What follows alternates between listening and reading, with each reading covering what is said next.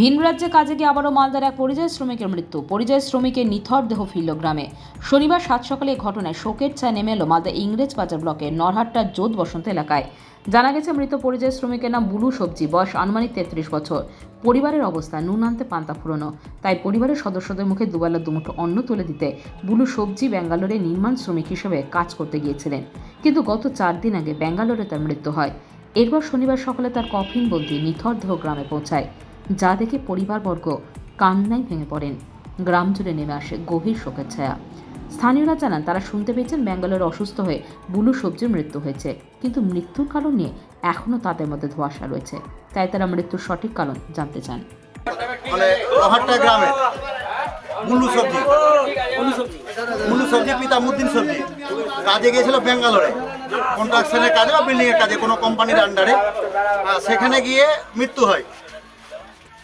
ওখান থেকে বুলু সবজিকে গাড়িতে করে নিয়ে আসে ওরই এক আত্মীয়।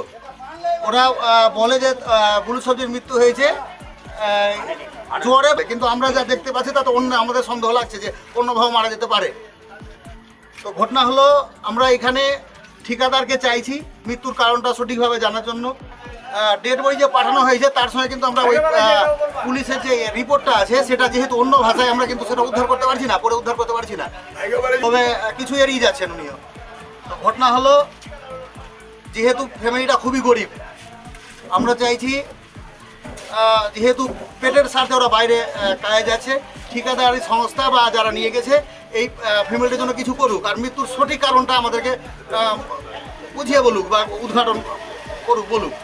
ঘটনা হলো, আমরা এখন পর্যন্ত সমাজের লোক আমরা যে সৎকার্য করতে হবে সেটা করতে পারছি না, কারণ যেহেতু ফ্যামিলিটা গরিব।